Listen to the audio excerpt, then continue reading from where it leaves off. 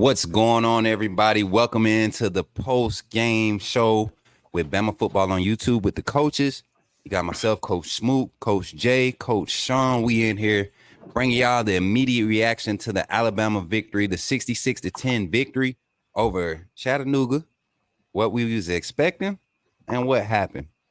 Let's jump into it. Coach Sean, how you feeling today, bro? Feeling good, man. Dudes did just what I wanted them to do. Come out, dominate. We all got to expect this football. You're going to have lulls up and down. But how quickly can you recover from those lulls? And they showed great heart. We didn't let it get too crazy with them busting plays off on us. We seen just what we wanted to see. I was really, really, really happy that we saw some of the second guys as well. Might need them guys at some point. And I think we riding a really, really super high going into the Auburn game. Exactly, man. And I'm sitting here and I'm thinking like, man, it almost got to the point in this game where when the second string guys got in, when the second group got in, you kind of didn't see it was like you really couldn't tell like where they were, who was in. He was asking questions. Is that really, this person and that person? So it was a good thing to see, man. Coach Jay, how you feeling, man? Initial reactions post game, 66-10, Alabama over Chattanooga, man. We handle business. How you feeling, brother? Man, I'm hyped up, man. I'm hyped up as all heck, man. We got Dylan Lonergan running over people, Justice Haynes scoring. We're watching the frauds and the Michigan Wolverines about to lose right now to the Maryland Terps. I'm hyped. I'm Me hyped too, right man. now. Me I'm too. extremely hyped right now, man. I'm ready to get into this thing. Man, and like you said, before we even just jump into this Bama game, this is what I say about the way Nick Saban keeps this team locked in. Like when he could find it, you could tell when he has a team that he's really starting to trust. And I want to say probably after the A&M win, that's when I really started seeing the change in mood with how Nick Saban was dealing with this team, this young talented team, man. And he just knew if they could continue to get reps and make them meaningful reps and appreciate those reps, he was going to get exactly what they were going to be able to reach heights and things that they have been waiting to reach. So getting into the particulars, man, score predictions, we was all pretty much on with the score predictions this past weekend. No, I don't think nobody gave an exact number. I think we were kind of hoping, the defense or the special teams could create, some score opportunities. And I think I said that would put us over the 50 mark. And that's exactly what happened. Defense had an early turnover with Christian Story. Caleb Downs got in after Kool-Aid. I think Kool-Aid finally got his final straw. And we're going to talk about that too, because I think all of us hit that on the head when we was talking about why it was important for Kool-Aid to finish last game and when we would possibly see a change. And it literally, you would have thought we wrote the script almost. Gavin Kane says, bro, Devontae Smith, Simpson, and CD's punt return. Man, hey, I'm feeling you, bro. The fact that Smitty is healthy and is looking like he's got the explosion. Man, let me stop. I'm getting all over the place. There's just so much happened today. You wanted to see a lot of players get playing time. You wanted the seniors to get their recognition. It was just a great day for Alabama football. Get the early game out the way, handle business. Guys, 10 points given up by this defense. What's the make of it? A lot of people will look at that and be like, y'all trash, this, that, and third. But Coach Jay, I'll start with you. What's the make of that 10-point, us giving up 10 points to the Moccasins? Well, that last part, what you just said is maybe it's a little bit true. Because it's one player on that team that is trash, and that's Trezmen Marshall, ladies and gentlemen. Trezmen Marshall, ladies and gentlemen, is a liability for this inside linebacker group. I have no idea why he decided to just engage with the offensive guard instead of just reading the play. He just engaged for no reason. That should have been a 4 to 5 yard gain, and instead it turns up to being a long touchdown run because he engages with the offensive lineman instead of just trying to go ahead and read the play. That is now the second game in a row now that we've seen Trezmen Marshall not play to his run gaps, to his run responsibilities. He's a liability in pass coverage at all. And it's funny because when I watch the rest of these linebackers play, including the fourth quarter, when I watch Sean Murphy, again in the game. I see what Quindarius Robinson in the game and how these guys are just reading. I just don't understand why Trezmen Marshall is getting all this hype and why Trezmen Marshall is just getting the majority of the reps. Listen, we understand that Deontay Loss is not 100% healthy, but he is not the second linebacker. I don't mind him being in a rotational role. I wouldn't mind him being in certain packages, but I'm not seeing this dude play the majority of the snaps. I don't want to see him play against Auburn with the majority of the snaps. If we get to the Georgia game and Deontay Lawson is not back yet, I don't want to see him get the majority of snaps. I don't trust him right now. I do not trust him right now. Again, we gave up over 100 yards, again, and a lot of it came off of big plays. A lot of it came off of just us not filling in the gaps from our inside linebacking role. So we got to do better. We got to do better. There's things that we can clean up. Obviously, they killed us. They killed us on some of those RPO concepts. Pretty much a lot of the inside slants. They absolutely murdered us. Again, I thought we could have been a lot more physical. I thought we could have definitely caught at least, jammed them up at least on the line of scrimmage, but we didn't do that. We played a lot of off.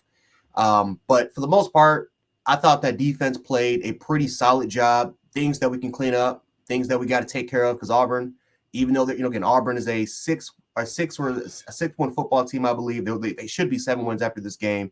That's a dangerous opponent going into Jordan-Hare.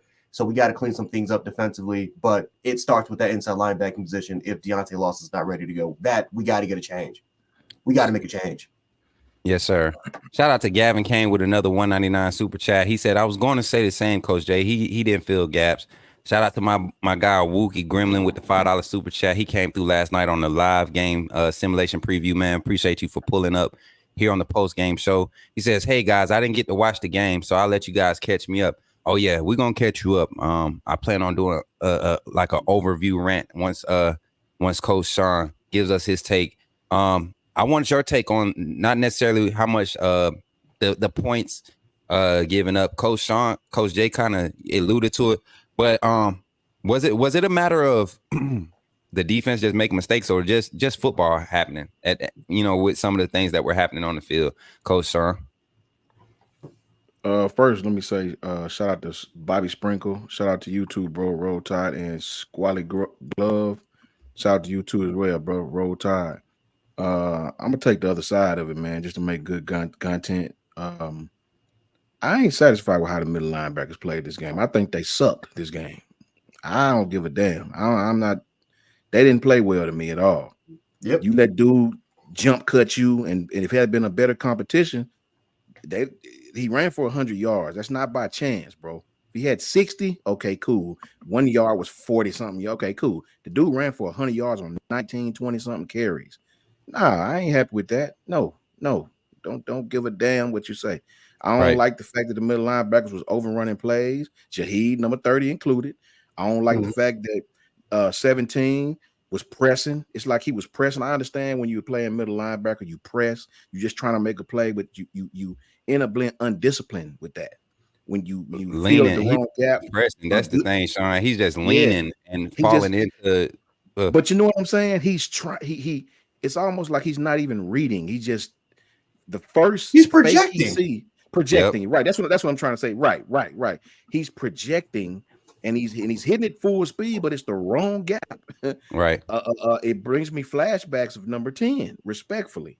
So I'm not happy with that. You know what I mean? Right. I'm not happy with that at all. I mean, the guy ran for 100 yards on us. If this had been better competition, and this was a good running back. Now, don't get it wrong. Chattanooga had a good running back. What was it? Appleberry, I think. Appleberry, yeah, he's solid. That kid is tough, man. His jump cut, he's strong in the lower body.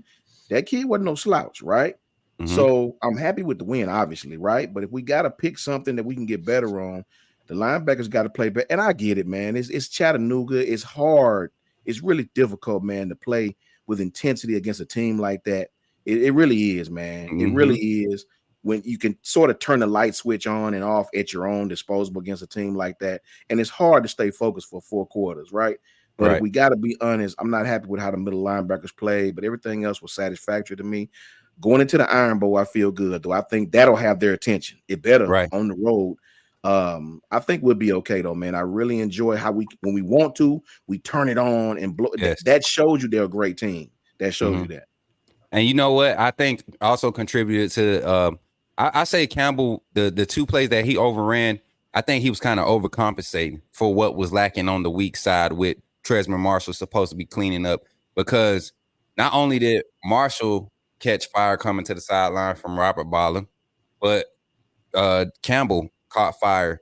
You saw T-Rob chewing Jalen Key, and not Jalen Key, but Christian Story, and Kool-Aid McKinstry out after that big run over there on that side, because it was just a matter of, and then but not to get in deeper into that, but if you look at that play, look who wasn't in there. You didn't have Jaheim Otis or Tim Keenan in the middle. So that just goes to show you how important those guys are as far as the scheme and his defense. And even when the second guys came in and replaced them, it took them a couple drives to start getting that same type of push and same type of gap containment that was allowing the linebackers to play a lot more physical and be able to read a little bit more clear. But I'm with both of you all. The inside linebacker play, particularly, I can't be mad at Jihad Campbell. He's still growing. If this was his third year on campus or fourth year, I could be, a little bit more upset. He's gonna continue to, have ups and downs. But when his highs are outweighing the lows tremendously, when you can go out and you have to find his bad plays, that's a good thing. Unlike Marshall, when you put him on the field and you're talking about the bad plays before you could recognize what he's doing good. So definitely would love to see a change there going forward, especially going against Auburn, knowing that their passing game is not something that they rely on. It's not something that's been very explosive or very consistent for them. So we definitely want to eliminate what they do good, which is create opportunities off of the run game. We want to eliminate that early, and you got to have solid and disciplined inside linebacker play to do so. Jump into the secondary, man.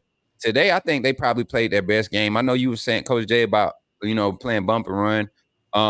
And it was crazy because it was like when we did play that, close bump and run, we didn't give up anything. Passes were inaccurate. Mind you, we're playing against a red shirt freshman, but we've had issues in the past with Pete Golden where those guys with zero experience came in and just threw the ball all over us. So definitely like the pass defense, like their run support with the secondary, how they were coming up, helping with run support, especially my guy, Devontae Smith. My God, it felt good to see him out there and healthy, man. I want to get y'all take either one of y'all just to see guys like Smitty and Story go out there and give us solid reps all game today. How would y'all assess their gameplay today? Just those two guys, safety next to Caleb Downs today. Well, like I said, Coach Smook, you've been saying this all day, man. Just gotta be patient with Christian Story. Just be patient. Just be patient. He's gonna make plays. And what did Christian Story today? Give you an interception, came down, break on the ball, almost had 2 picks. Yes. He was patient. I mean, for the most part, and that's just playing experience, man. And Devontae Smith, again, he's been, he was one of the hottest trending players in training camp before he got hurt. But that's just quality depth. That's just quality depth for the future. I really, again, run support. Devontae Smith made a couple of big hits. Mm-hmm. But I really like our backups, our backup guys. Again, this is a valuable experience. This is why, again, even though you have a person like Joe Klatt, who's gonna, obviously hate on Alabama for playing a team like this, even though for the most part Florida State won't get criticized for playing North Alabama, but that's for a different discussion. For the most part, though, this is valuable experience for a lot of these young guys, and I didn't really see a lot of huge, key mistakes even from the backups compared to a lot of our starters. I think our starters made a little bit more mistakes compared to the backup guys. So I like what I saw from the secondary in both run support and pass support. They were aggressive. They weren't afraid to hit at all.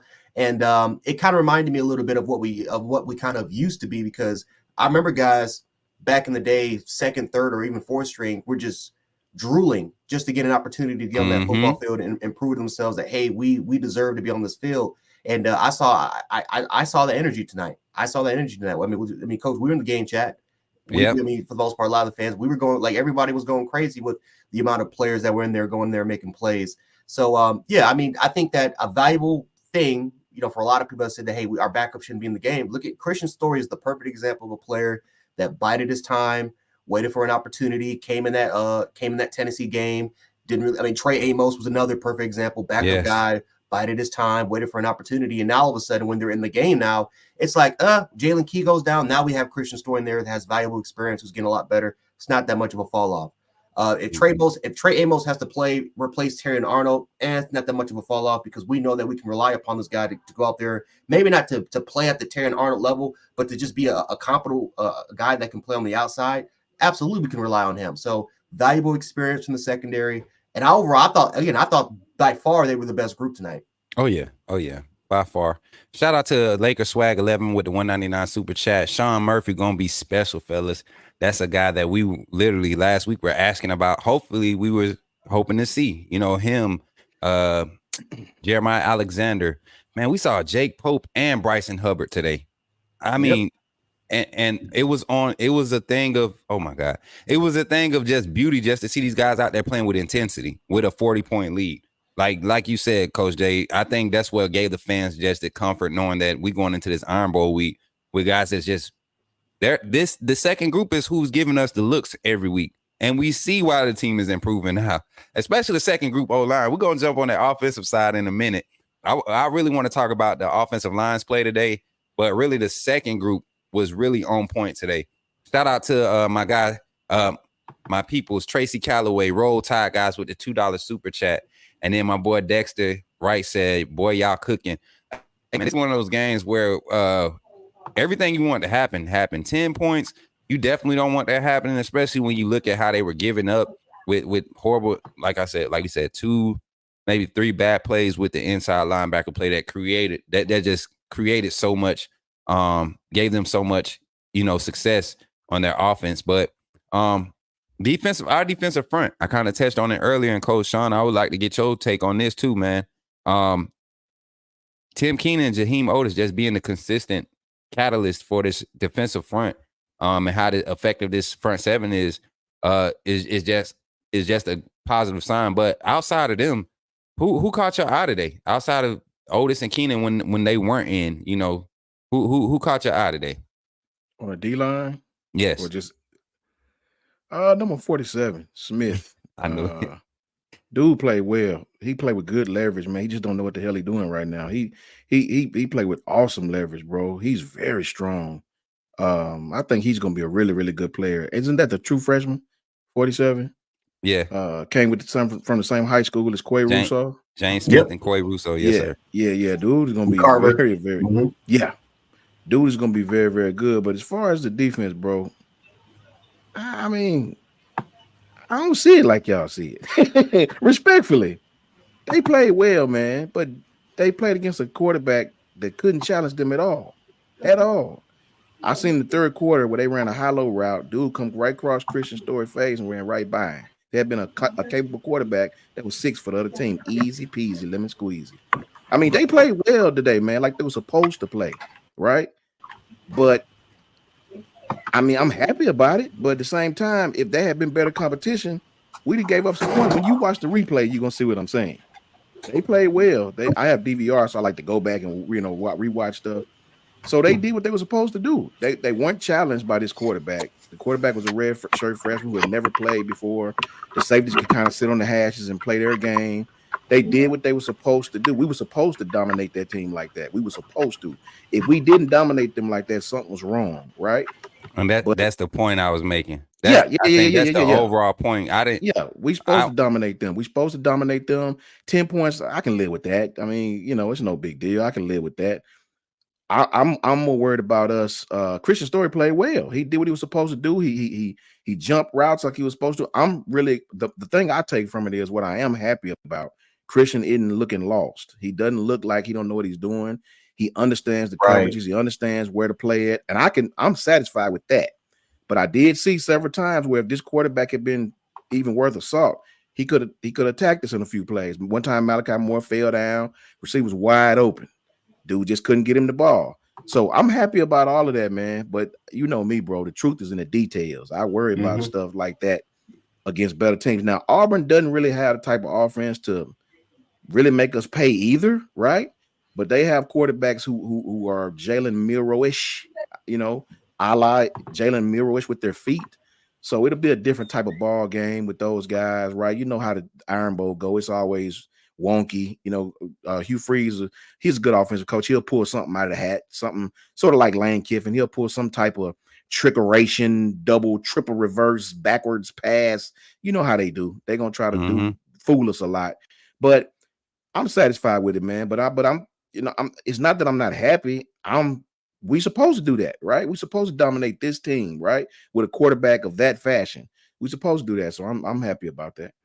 Yeah, and I think that's the point I'm alluding to, that because we've seen in the past 2 years, 3 years, where games where we were supposed to go out and just handle a true freshman quarterback or inexperienced guy, where the analytics say you're supposed to win by 40, and we went into the halftime only up by 7. You know, they alluded to it. The announcers alluded to those points earlier, but to see the team just go out and handle business like they're supposed to, I'm not excited about the win. I'm excited about the execution. If I had to say a percentage on a scale of 1 to 100 as far as percentage wise, the level of execution displayed throughout the game, I would give us a strong 88, 89, you know. And even in those situations with the type of probabilities, you give a team 50 plays, you know, they're susceptible to have 15 to 18 positive plays. And if you look back at the game, that's about all they had, man. Really, like, real positive plays. None were in key moments of the game. None were ever when, you know, they were close or whatever. It was literally, you know, just kind of how the game played out. But when things were happening, when adjustments were needed to be made, they were being made. And like you said, with the quarterback, anytime you have a young quarterback, a smart offensive coordinator with a young quarterback, he's not going to let him hold the ball long. So what does that do to your defense? A defense that keys on pass rushing, whose momentum comes from creating a pass rush with sending 3 to 5 guys like Alabama's does. When you're getting the ball out the quarterback's hands fast, it kind of eliminates that. So to your point, Coach Jay, you have to kind of play off to keep everything in front of you, because you don't want to play up and, you know, now we done tried to hit the quick. We done hit the quick 2 or 3 times in front of you. Stop it for 3. Now this time I'm gonna let my quarterback. I'm gonna chance it this time. I'm gonna pump you this time, and I'm gonna give it over. So that leverage aspect, how the safeties were kind of realigning themselves, walking into the overhang area in those coverage schemes. I could see exactly why it happened, and because you're just not sure what you're gonna get with a young guy, other than, you know, inexperience, mistimed throws, maybe some underthrows, and that's what you kind of bank on. And our defense made plays off of that. They got tips. They created disruption in the passing lanes. I was satisfied with exactly what we had to do. But yeah, moving forward, guys, special teams, man. Special teams was a big change. I mean, from the start, Kendrick Law, first kick return, 33 yards. You know, he brought it out the end zone aggressively, wasn't hesitant, created some momentum from the start. I think that led into the offense's momentum. Coach Jay, special teams, assessment over the special teams this game against, you know, a team we should have been able to create plays against. No, it's exactly what we're supposed to do. Like what Coach Sean has been saying, it's exactly what we're supposed to do. The one change I really liked was Caleb Downs coming in and being a punt returner. Why? Because he's more explained. And again, I actually think we have better returners. I think that Kendrick Law, Isaiah Bond are guys that I think are better returners in my personal opinion, because they're more agile and they're more explosive. But that's the one. I mean, this is what I've been saying about Kool-Aid. Even when he was doing well for us returning the ball, he's not explosive. He's not an explosive player. He's not the most agile player in the world. He doesn't really have the best vision, you know, that you're going to see. And I mean, it's like when he was returning punts well, he had 0 punt return touchdowns. I think the longest return he had was like 30 or 40 yards last year. And again, a lot of his good punt returns was against teams like this. It wasn't against really good teams. It was against teams like this. So, you know, Caleb Downs just showcased, you know, why he was a 5-star, not just as a safety, but why, you know, again, he played on the other side too really well.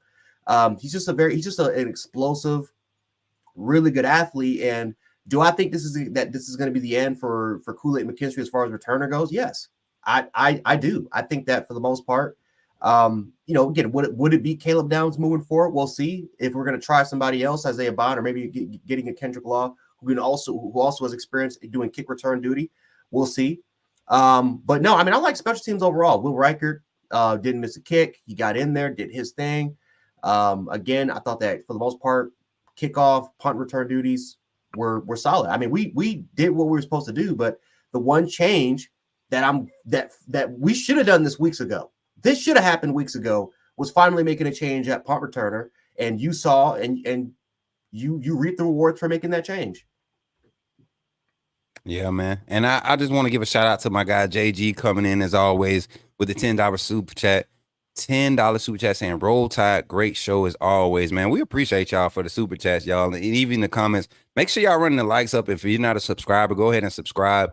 Don't forget Bama Football on YouTube with Kyle Henderson. getting you the content daily. You're going to get something daily in regards to Alabama football, our hot takes, our how we feeling about it. And it's crazy because if you go back and watch last week's show, and this is something that I want to kind of just jump into, and we'll just kind of allude to what we're seeing as far as development going into this Auburn game. If you go back and watch the show, man, a lot of things that we said we wanted to see. Kendrick Blackshire getting early first team reps if Lawson doesn't go. We saw that early. I was kind of surprised that Marshall even came back out there after the third series when we had Campbell and Blackshire out there.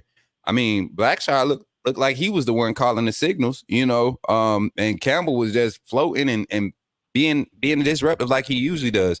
So I wonder what the situation is in that personnel with that personnel grouping, and why the obvious hasn't been put all the way in motion.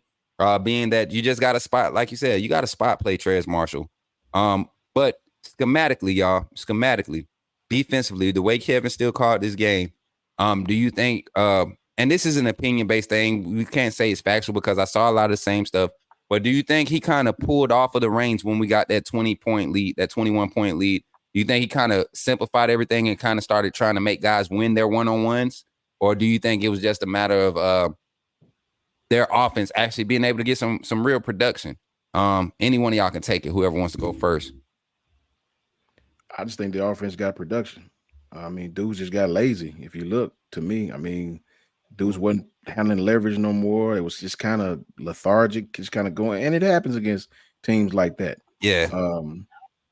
I don't mean to cut you off, man. Coach Jay, did I not say that in the like the first drive in the second quarter? I said the DBs look bored, man. Yeah, they were just bored. I mean, I hate to say it that way, but it's the truth. Trey Amos at one point, it was like an incomplete pass went in front of him that he could have broke on, Yeah, you just get. I mean, I know that really sounds to a regular fan like what get bored, but when you're playing a team that just cannot really challenge you, you tend to just go through the motions. You drop back, you backpedal, you do what you're supposed to do. Yeah, right. They may hit a play, you know what I mean, but we're never threatening this game at all. Want to get that super chat real quick? Yeah, go ahead, brother. You can take it. Shout out to James Parker. Love y'all show. Here after every game from social. How confident do you feel about our backup quarterbacks? I saw some good things from one Simpson poise, but dropping the ball at the one come on. I mean, that happens, man. That for him, he'll probably never do that again. Never. Right?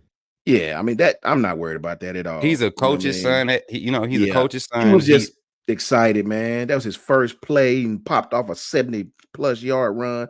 He just was excited, man. That'll never happen again, James. Trust me. Answer this, man. How many times in practice with Ty Simpson being behind Jalen Monroe, how many times you think he done had to break the pocket, especially early in the season? How many times in practice, trying to give looks or trying to get those second team reps, running that offense, you think he broke the pocket and was 7-8 yards downfield and had one-on-one with possibly, Jalen Key or somebody, and no, he feel like he could break them off and they blowing the whistle there. Of course. So he gonna try to go full ham in the game, right? I mean, I'm not worried about that, guys. I mean, it was just an honest mistake. If you look at him, he was sick about it because he knows that's not how he play. Ty, we've always said Ty's gonna be special, bro. He seems to know the playbook now, and that's what we was trying to tell you guys back in the early season. You got to give a young quarterback time. You got to give him time, man. And I think Ty's right where we need to be. If something happens to Jalen, excited about that guy. But yeah, the guys just kind of got lethargic. It happens. That's why if you see Coach Saban keeps on preaching, we got to have intensity for fourth quarters because he understands against a game like this, you're up by 40 points. They're not challenging you downfield. You find yourself backpedaling for nothing. Right. So they'll hit a play or two. They're trying to score, right? So it's nothing to be worried about, man. For me, I was just more talking about the middle linebacker play, the action and I like to see better play. And I think against Auburn on the road where your focus is 100% to nothing, I think we will be better. Right. Coach Jay, rounding this thing out with this game and kind of just transitioning looking forward, I think we're kind of satisfied and really what we expected to happen really happened. But rounding this thing out, Coach Jay, with the adjustments you saw with the personnel grouping on the offensive line, the adjustments we saw made with even the wide receiver group. And I know y'all saw Kendrick Law, Burton, and Bonds as our 3 starters again for the second week in a row. Offensive play calling adjustments.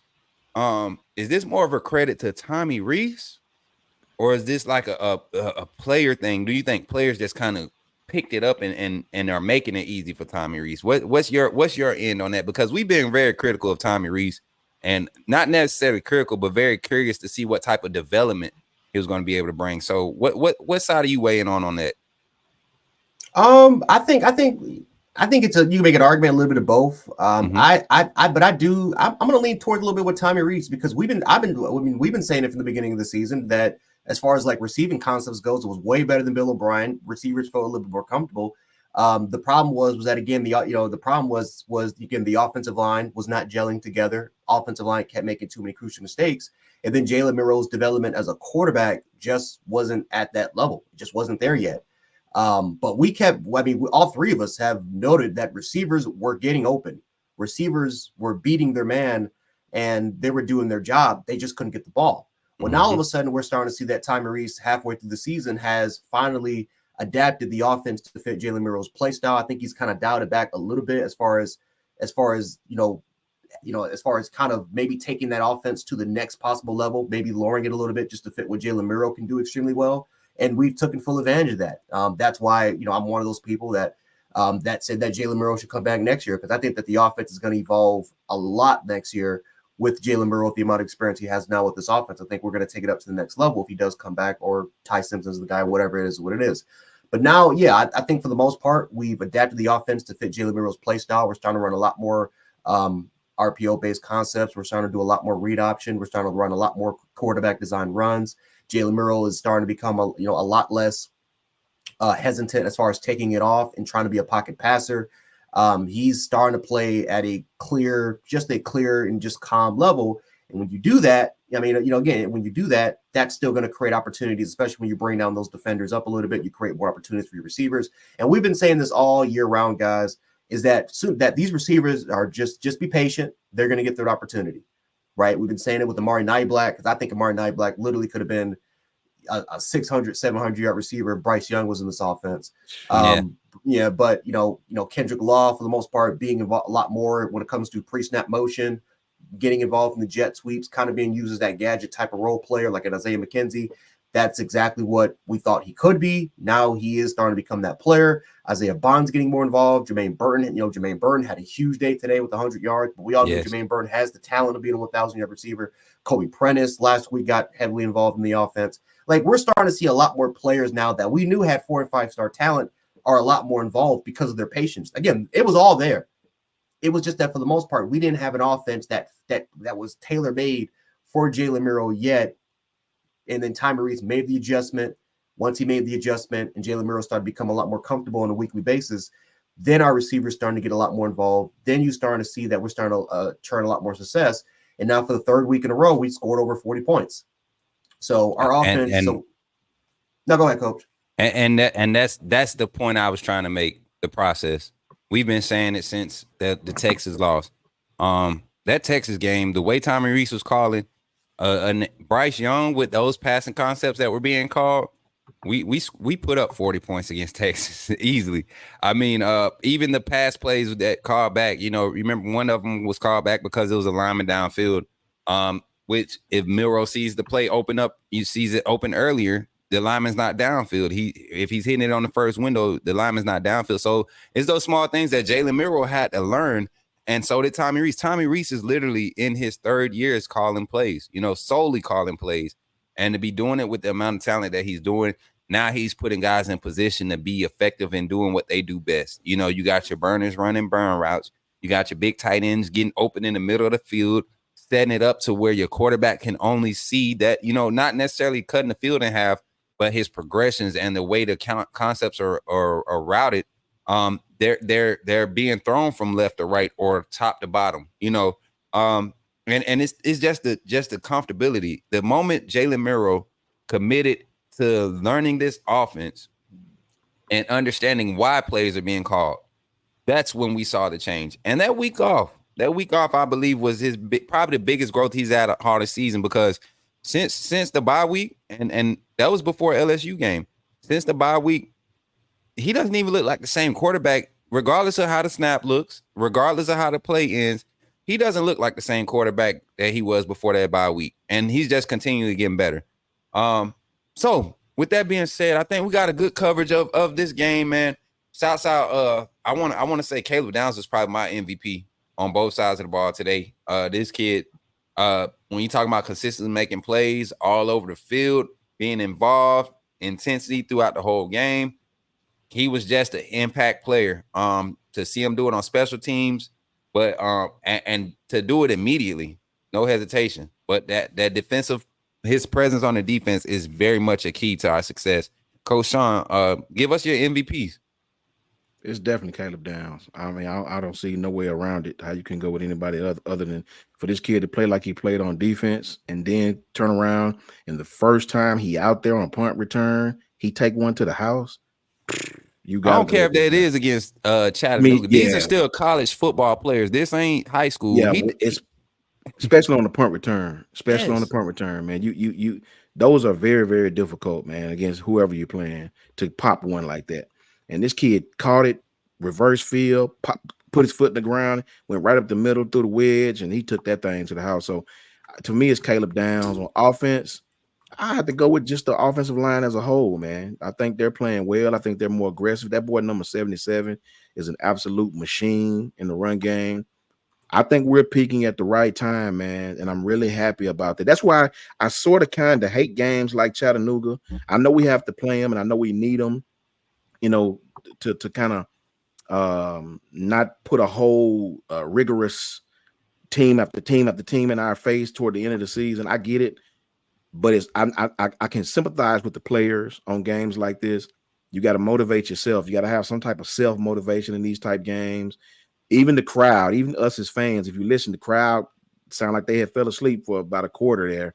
You know what I mean? It's almost like they was playing a day game. I could hear the snap count and I could hear even the fans sort of, you know, fell into a lull. But the game is over. We seem to have got through it healthy. Now it's on to the big one, man. Now it's on to the big one. This game, to me, this is one of those games where it's for all the marbles because, and I'll say this, we can't afford to lose to anybody.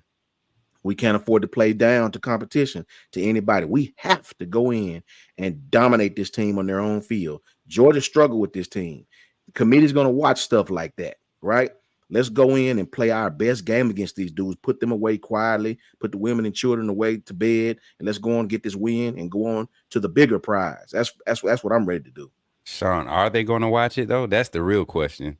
Because they ain't been watching it when we did it to LSU. They didn't watch it when we did it to Tennessee.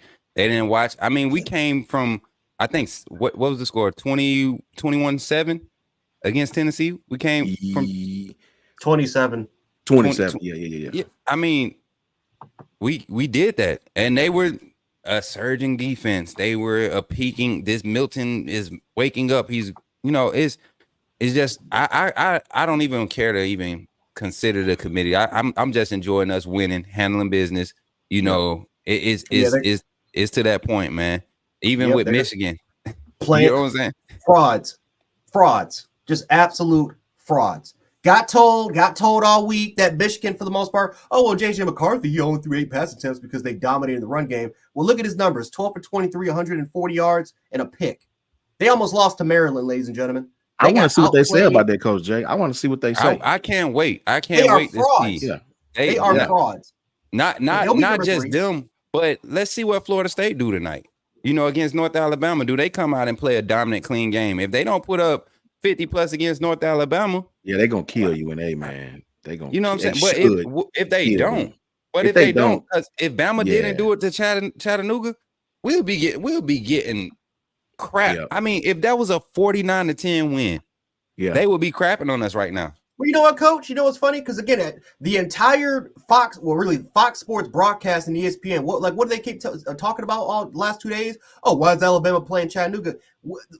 No one has ever mentioned even a peep of Florida State playing North Alabama, but for some reason, everybody wants to keep mentioning. Oh, yeah, that's way worse than Chattanooga. That's way worse than Chattanooga. That is a smaller school than the university. I attended Alabama A&M University. They're smaller than A&M by a lot. Facts. You know, they just Facts. became Division I, bro. Like they was Division II. So it's like they just hate on Bama, bro. I don't know, man. I don't know. We just got to dominate our competition, and if we don't get to where we want to go because of some people sitting in a damn room, putting their hands in a jar, closing their eyes, picking teams, then we need to be Bama fans on them, if you know what I'm saying. Mm-hmm. My fault, y'all. I was trying to highlight some comments and accidentally put them in timeout. Hey, Carl, my fault, brother. I was trying to highlight your comment, man. You had made a real good point earlier that I wanted to address. When you come back in, when you get off timeout, man, just put that comment up again, and we'll jump on that.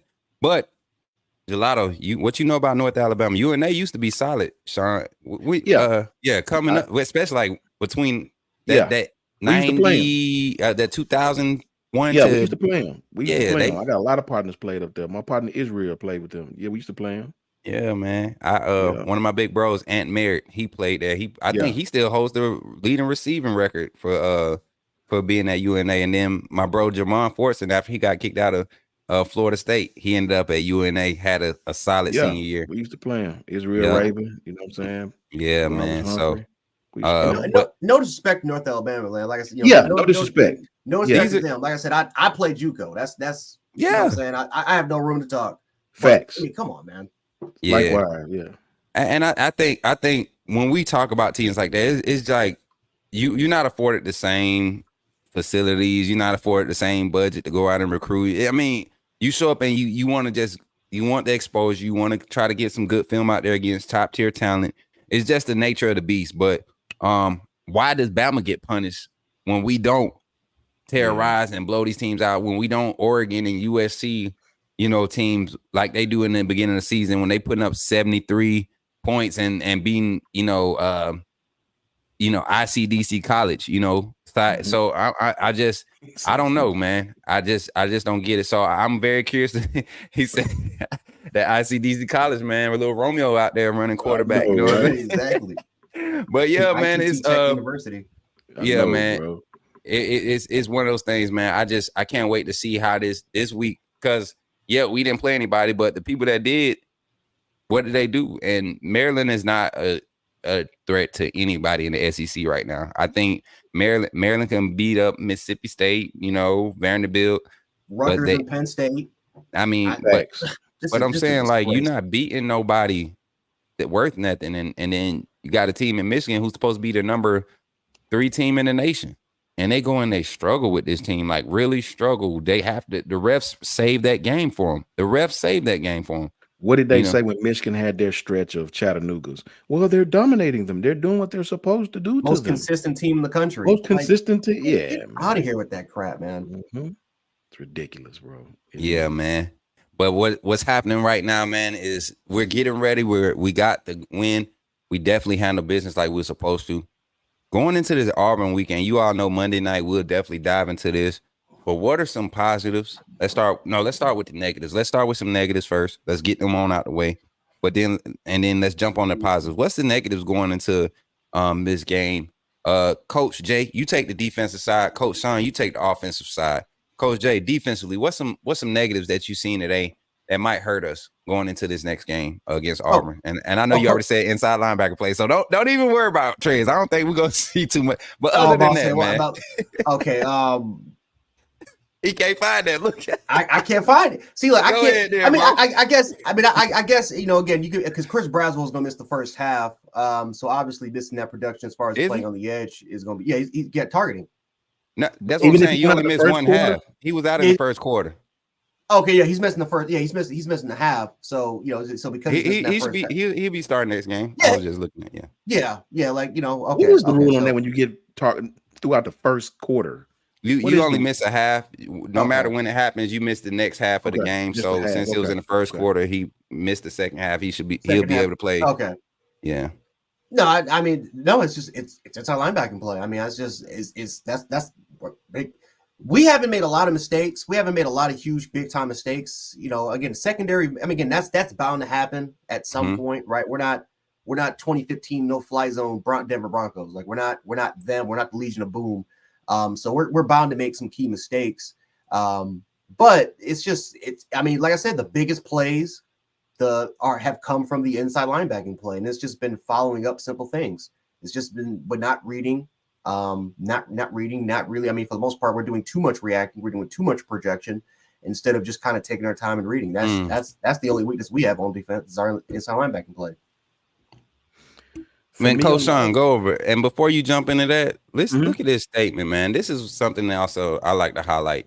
We put up 66 with 3 levels of our team, three levels of depth playing. I think 21 points came from second and third string. Honestly, if I'm not mistaken, 3 scores came in the second half. So the Bama hate is real. My boy Will Martin Jr. says, appreciate the comment. The Bama hate is real. Name another team that can play that third string and still put up points.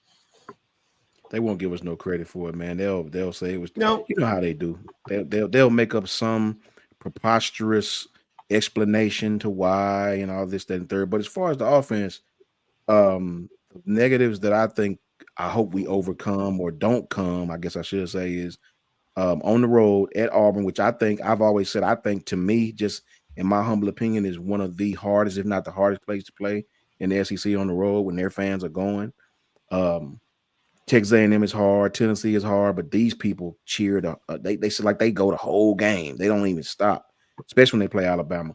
So for us, it's third down, the money down, as I call it. I'm just hoping we get in there, do what we do. Let's not try to be too cute. As I used to say, don't out coach yourself. Stick to the game plan. Do what got us here. We don't have to do nothing special. Do what got us here.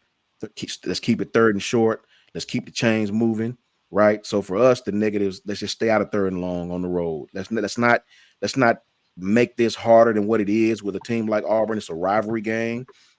So those kids on that side, as Coach Smoot just said, they're scholarship players too. They're going to play hard against Alabama. Anytime, guys, when you see these rivalry games come around, the reason why it flip-flops so much against teams who are just superior and then they have to fight this team that is quote-unquote not superior, these rivalry games, man, these kids play their best game of the season. Like they'll play as hard in the rivalry game as any game they play all season long. So for Hugh Freeze having the type of year he's had, these guys are bowl eligible. They're feeling themselves now. He loved nothing more but to beat Alabama. So we got to go in there, not make this more difficult than it's got to be. Try to stay in third and short and continue to do what Bama does, and I think we'll be just fine. Yeah, man. And I'm gonna just jump over both your key points. Coach Jay talking about the inside linebacker play. I think that's going to be the key to really shutting down Auburn's offense. The sooner we can stop the run game, the more success our defense will have. Because if we're stopping the run game early, that means we're really forcing them into something that they're not comfortable with, and that's putting. I would love to put that starting quarterback in drop back situations, but I would even love more for Robbie Ashford to be in a drop back situation with the type of defensive front that we have. My fear would be Tresman Marshall being the guy that's spying. Him having against Jaden Daniels. You didn't see Jaden Daniels just run all over Deontay Lawson and Jahai Campbell. You saw when Lawson got injured, you saw that effect happen. But Campbell out there was definitely a difference maker. But Marshall was just a weak link. Even last week against Devin Leary, the quarterback from Kentucky. That clean hit that he should have had, that sack he should have had, and let him spin out of that tackle. And you see him just gripping for jerseys instead of form tackling, wrapping the quarterback up, at least wrapping ankles and gator rolling. I know you don't want to get a penalty, but gee golly, man, tackle. Make a play as a linebacker. Shout out to our guy, Sweet Home Bama 24 with that first super chat on the channel. Much love for the $10 super chat. We appreciate you, Sweet Home Bama 24. Wish you would have left a comment with it, but no. Check James Thomas comment and Bill Dawson if you get a chance. I got you. James Thomas coaches. I didn't see the game, but would you take your wide receiver with the best hands and out him and put him back on punt return? Important to field the ball opinions. Not after what I've seen from Caleb Downs, but also me personally, I'd rather a defensive back there, your best hands out of your secondary back there, because they're used to playing the ball coming that way towards, having to play the ball like that, getting out the back pedal, fielding, playing the ball in the air.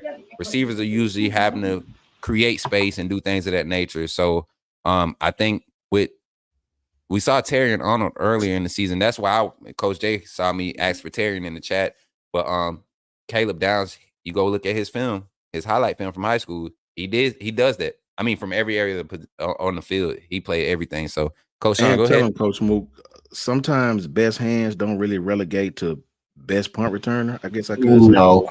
Best hands don't mean best action. Best reaction. Yeah. That's what I was trying to say. Gotta have. That's what you gotta have. You have to be able to have good depth perception, meaning judging, not giving up all vision to the field. Peripherals got to be on point. So that's why you see DBs out there. That's part of the key skills for them to be successful at their position. A guy like Caleb Downs playing safety, peripherals got to be on point. You got to be able to play out the corner of your eyes and make reads and see things coming before the quarterback gives you the key with his helmet and his vision. So, Coach Jay, what you think about that question? Coach Jay, get Bill Dawson if you can too. Oh yeah. I agree. I agree for the most part. I just for the most part, again, I understood why Kool-Aid was the guy coming into this year because obviously, what his success what he did in 2022. But the thing about him is that he's just not explosive. He's not, again, as far as big playability, as far as guys that can, a guy and Cyrus Jones and Javier Arenas weren't the most explosive guys either, but these guys, I mean, they made up for it when it came to, sometimes the lack of they had elite peripheral vision. These guys had elite ball head vision. These guys had foot agility. These guys were slick when they ran the ball. I mean, they played like different skill position players. Kool-Aid he looks stiff when he's running, if that makes sense. He just looks stiff. And when I watched Caleb Downs, he looked loose, he looked fresh, and he looked explosive. So that's why, again, Terran Arnold, I thought would have been, again, like you just said, would have been another really, really good guy. If you want to put, an offensive guy in there, again, I do think Kendrick Law and Isaiah Bond they've had returning experience. Isaiah Bond is a guy that said, listen, coach, I want to put me back there in the return. I want to go back there. Give me an opportunity. So in my personal opinion, I would rather go, because like I said, if Caleb Downs gets hurt, then doing return duties, then all of a sudden, at least if Bond goes hurt, there's 2 or 3 guys I'm still comfortable with to replace his position. I'm not that comfortable if Caleb Downs gets hurt. That's why for me, whether if it's Arnold or Downs, if they're doing return duties, I'm not, again, as good as they are, I'm not that, we've seen guys get hurt for out for the rest of the season doing punt return duties as impactful defensive starters. But that's just me. That's just me. Is this the comment you was talking about, Coach Sean? Or are you talking about the? Oh, yeah. No, that's it. I was check that out, Coach Jay. Yeah, he said the committee is a bunch of Heather, Tim Yep. Brandos, man. They really Bama. are. They really do hate us. Bro, somebody from Bama must have tried to talk to his wife. Tried to, because didn't Tim Brando used to cover Bama though? He did. The Iron and King, that dude, you know what I mean? Yeah. That guy, man, he tweet about Bama. He worse than Danny Cannell, if you can believe it. And that's bad. It just doesn't make any sense to me how you have it does make sense because you have Fox covering Big 12 and Big 10 games. But you have them and ESPN for the most part saying that the committee is SEC biased. They have 7 of their committee members are from the Big 10 conference. Mm-hmm. So how is the bias going towards us when the majority of your playoff committee are not even from the SEC? It's coming from your conference. You have 2 teams in there. Michigan will not move despite them almost losing to a piss-poor Maryland squad. Talia Tagovailoa is the best quarterback they've played this season. It's not Drew Allar. It's Talia Tagovailoa, who's been one of the most turnover-heavy quarterbacks in the country for the last 3 to 4 years. 3 years, man. Consistently in the top 10 with turnovers. And if Washington, again, I don't like Washington either, but at least they've played with 3 ranked opponents and they've won against those ranked opponents. At least they played Oregon, who's one of the best teams in the country. Florida State, at least they played a Heisman-worthy type quarterback that's playing at a high level. Who has Michigan played that's at a high level offensively? And don't give me this, Penn State's 15th in scoring. Chill out. Facts, man. Chill out. ridiculous. Penn State better not be mentioning any type of, when you talking about competitive nature or what have they done other than have to get rid of one of the most successful coaches in college football history because they ran there hazing and so Yep. like this. I mean, come on, bro. That's the last thing they've been relevant for, other than just getting hyped for playing Ohio State and Michigan every year, who end up not showing up, and they lose to them every time. They crap the bed. Shout out to Nona Davis. Oh, go ahead, bro. No, I was about to say they're about to play whoever is the winner of that game next week. They're about to play an Iowa team that can barely that's one of the worst scoring offenses in college football. Yep. But yet it's a defensive conference. That's what they want to say. It's their argument. It's not at all. Shout out to Nona Davis with the $5 super chat. She says, "Roll Tide, roll, Bama girl in Cali." Also, we got James Thomas with a $4.99 super chat. Definitely appreciate y'all, man, and Roll Tide, James. My guys, we really have things going on in our organization that people are just kind of overlooking. Big media is kind of overlooking. And we kind of alluded to it, the amount of depth that we have and the type of production. I didn't even look at the stat sheet today, but I think this might be one of those stat sheets that you got to click next page, because guys were out there getting active on both sides of the ball. We talked about the O-line. We talked about the D-line. We talked about the linebackers. Talk about the running backs, going forward against Auburn. We didn't talk about what the amount of success they had against Chattanooga, because I think that's what we expected. Spread it out, let guys make plays, give them a chance to get a rhythm. We saw that from 4 different backs, 25, man. Richard Young's gonna be good, man. He's gonna be good, man. I think we pulled Jace kind of early. Kind of early, which was smart. Being that he has carried most of the load. We got Roydell back on track, but to see Jam come out there and get the big carries that he has and the type of explosion, my God. I'm excited. Explosion. That boy, let me tell you something. I don't think we got a back on the roster. Not even Jam. Jam is more. What I know about Jam is open space. He's very, very dangerous. I think once he get a little more lower body strength in between the tackles, he gonna be good. That boy Justice Haynes, man, he don't need but a crease, man. That kid don't need but a crease, and it's over with, man. And 25, he's Roydell-ish. That cat lower his shoulder on you, man. So the future's bright, man. The future's super bright. And Sean, you said it with Justice, man. It's like, I think that's the frustration with the fan base. Like, how hasn't he been getting any touches? But you look at what's in front of him, you kind of don't want him out there risking that. Like, there's so much value in his future right now. Yes. So when you get games like today, let him release some of that pressure, some of that tension, because truth be told, he's been doing that against our first team defense, giving them looks. And you see what that's led to. That's led to a top 15 rated defensive run stopping defense. A defense that can create pressure and has created more negative plays in the backfield when it's come to stopping the run than we did all the last year, and we're not even through the full season. We had more negative.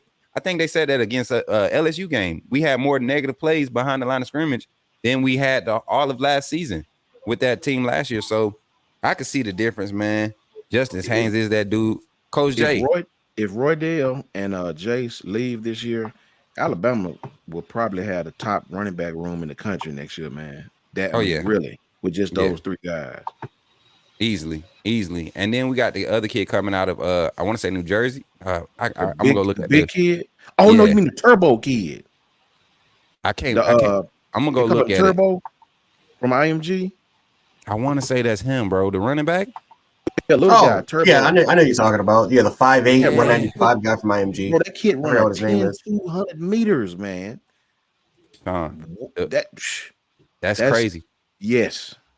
You talking about possibly having like a Jahmyr Gibbs type playing 4th string next year. Fact. It's a whole fact.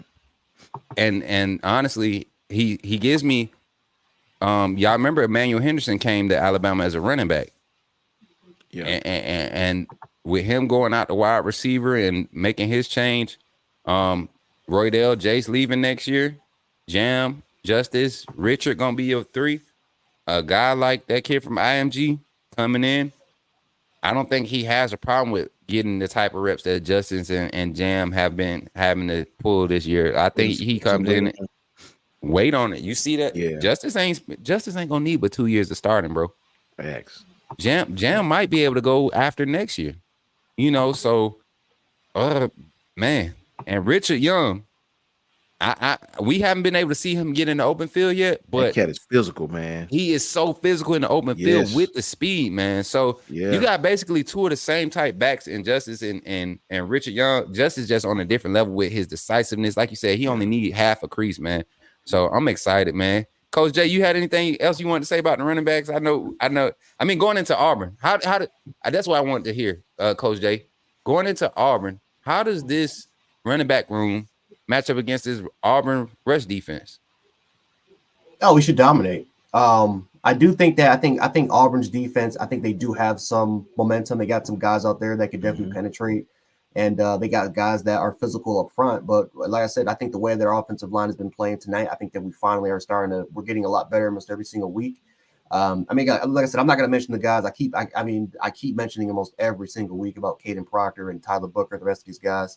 But we're starting to really find our rhythm. And, I think that tonight, I mean, again, we had 315 rushing yards. I think every single one of our running backs had over 6 yards per carry, except for Richard Young. Richard Young had like 2 carries for 2 yards, but, he'll trust me, his time is coming. But no, this is a game that we should be able to dominate, especially with Jalen Murrow, with the usage of his legs, of how that's going to be key for our run game. But I think for the most part, Auburn is going to try to make it a priority to stop us. That's going to bring those guys up front. That's going to create big shots down the field. That's going to create big opportunities, big plays for Jalen Murrow to take advantage of. So we should dominate this game. We should, but you are playing in voodoo land. So you just never know what can happen. Fumbles, just some of the weirdest plays you will ever see happen during that game. I hate guys. We haven't blown out Auburn and Jordan Hare. And a lot of people will say 2015 because we won that game by 2 scores. That game was a lot closer than people what the scoreboard would tell you. We haven't really blown them out since 2011. And you're talking about with 2 or 3 national championship teams that just either couldn't win there or we won that game extremely close. So it could be tougher if we don't play it right. But if we do what we're supposed to do and dominate in the line of scrimmage like we're supposed to do. Take care of business earlier. Do not let that crowd get that team back in the game. Let it be hostile. We should be able to dominate. This will be the first time in a while that Auburn doesn't present much of a staff advantage when it comes to the matchup against us in the Crimson Tide. Shout out to Kenzel Jackson with the $9.99 super chat. FSU gets credit for beating LSU. But Bama gets downplayed when we talk about how we shut down the number 1 offense in the second half after the first touchdown in the third quarter. Roll Tide. That's 100% facts. It is going to always amaze me how everybody can say, Bama, you're supposed to put up 60 on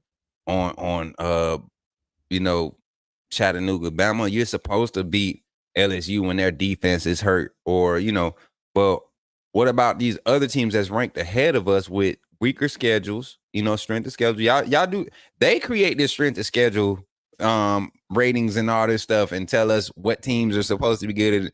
Like, y'all gave us a strong strength of schedule. Y'all gave them Ohio State strength of schedule. They're not even in the top 20. So how are they ranked number 3 or number 2? You get what I'm saying? Like, that doesn't make sense. So it's definitely a bias there. But like I said, and like we've been saying, and I'm gonna keep on preaching until they make that final announcement about who's going. We continue to win, and like Coach Jay just got done saying, you go into Jordan Hare and you handle business like you're supposed to, is definitely a game changer for us going forward. But yeah, defensively, I think we're set. I think we're gonna be match up pretty good against Auburn. And like I said, I don't want to get into it, but ending this game,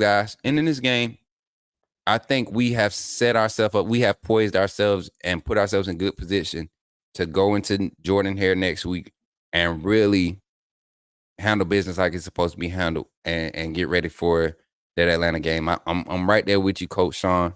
The whole voodoo thing, the rivalry game, we know you toss it out the window, but for the first time in a long time, even 2 years ago with J-Mo and Mechie, for the first time in a long time, man, this is the first time I feel like I could look at the performance on both sides of the ball, adjustments being made in a game like this. You saw guys getting benched in a game like this, man.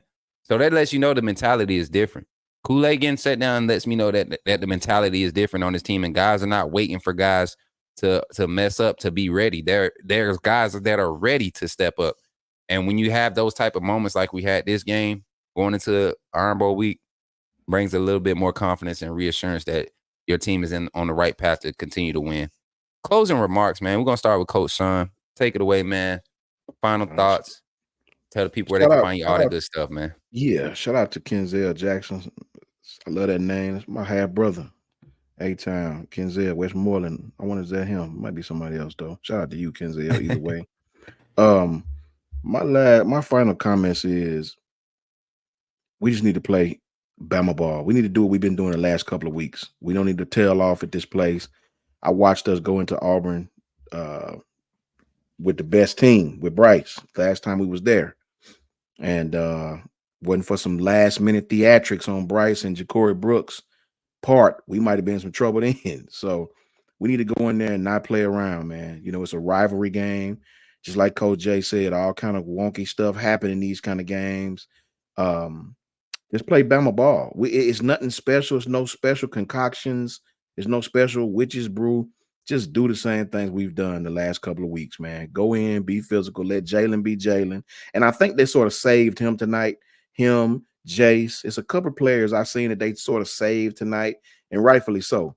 That crowd is going to be one of the loudest we've played all season. You better believe that. Auburn is very loud, especially when they play Alabama. It's a very hostile environment. Coach Freeze will have his team ready. Don't be fooled by past games they played. That defense will be ready. So we got to come in and play Bama ball. Be efficient on third down. Let Tommy Reese get in his bag the way he has the last couple of weeks, and I have no doubt that we'll come out and destroy them the way we're supposed to. Facts. Coach Jay, final thoughts, man. Same. I mean, that's just same. We just got to go out there and just do our job, dominate. You know, 2021 was a year where we made it to a national championship game, and we almost lost to a 5-win. I think either a 4 or 5-win Auburn team. Like that team had no business even hanging with us, but we let them hang, and we let the crowd get back to the game. We made a lot of crucial mistakes. Our offensive line, God, it was like I was watching the Mortal Kombat brutality compilation, because it was just offensive linemen just getting swept left and right, and it was bad. It was bad to see. So these games are always tough. Like I said, we've had national championship teams not even blow them out. 2009, we had a final drive that led to a touchdown, which ended up winning the game. 2011 was really the last time we blown them out in Jordan-Hare. Like that was the last true game that we dominated from the first quarter all the way to the last. Every other game has been competitive all the way throughout. So if we do our job and we dominate, we keep the crowd out the game, we don't make a lot of crucial mistakes, we should win this game by at least 3 scores. But if we want to keep making crucial mistakes, like I said, we've been playing really clean football for the last 3 to 4 weeks as far as penalties wise.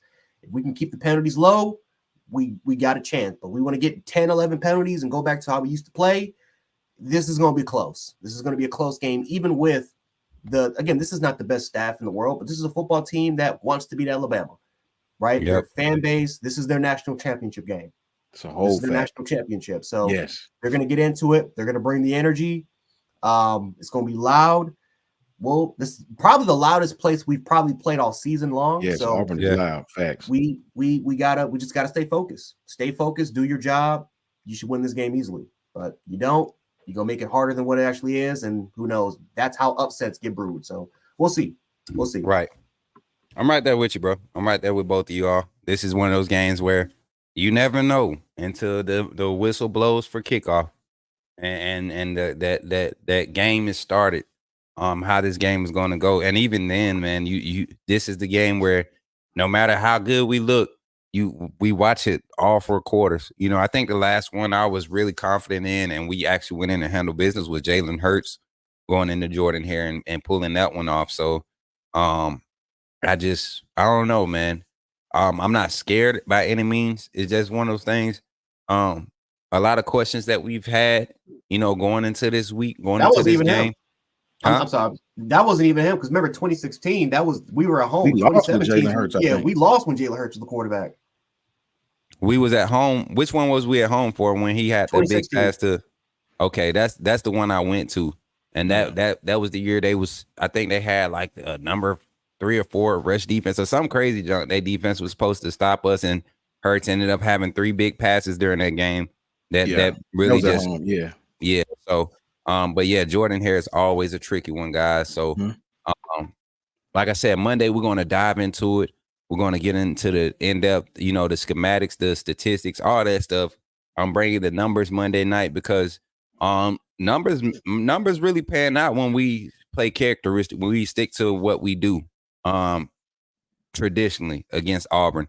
Is when we get out of character, is when they start to find places and creep up and keep the game within 4. They're within 4 when we should be up by 18-21. So definitely curious to see how this is going to play out the next few days and this week following up into that game. But with that being said, that's going to do it for us. I'm gonna go back around the panel. Coach Jay, you can start it. Coach Sean, you go next. Tell the people where they can find you, and we're just gonna get on up out of here, y'all. Jant716 Twitter, Jant Sports on YouTube. I'm gonna be making a post pretty much after when I'm done with this. So definitely make sure to kind of go on there. I'm gonna be making my Michigan rant, making fun of Michigan fans. So we'll see. So hopefully you guys can catch me on there. We can have a lot of fun. Discord at Coach Smoot's Network. Be there on game days. Definitely going there. It's getting a lot bigger. Having a lot more fun in there. So yeah, that's where you guys can find me. Facts, Coach Sean. I popped into that Discord today. I was actually driving and popped in there, man, and seen Coach Jay a few times. I didn't see Coach Smoot, but I if you was in there in the second half, I got sent on a food run. And yeah. Y'all know if it was a real game, I wouldn't have been on no food run. So facts. Yeah, I kind of broke my little normal routine as well. Left from in front of the TV and everything. Yeah. You guys can find me at JMHO Sports Talk on Twitter. Little platform growing slowly but surely. Learning how to work the Twitter. My guys are big helps. I appreciate them, and we can just talk ball, man, as usual. Yep. Facts, y'all. And y'all already know where y'all can find me at Coach Smook on every platform. You find me on there, man. You see my gaming content. You'll see some of my IRL stuff. You'll see some of the Bama content, some of the comedic content. We really growing on all platforms. Really haven't been doing a push these past 2 weeks. Just been doing the basics to keep the content rolling. But we are jumping back into this thing. We still in transition. So all my edits and stuff, we getting back on it this week. I'm off for this week, as y'all. I don't know if y'all know, but I took up substitute teaching, so I got a full-time assignment, and I'm out here trying to affect these youth, and really implement some positivity and to this next generation because they need it. They need it bad. A lot of what, and I'm gonna say this. It's kind of off topic, but at the same time, this is why I want to say probably the last 2 weeks. I don't know if y'all have seen my stance as far as how I evaluate players and how I speak on them and what they do.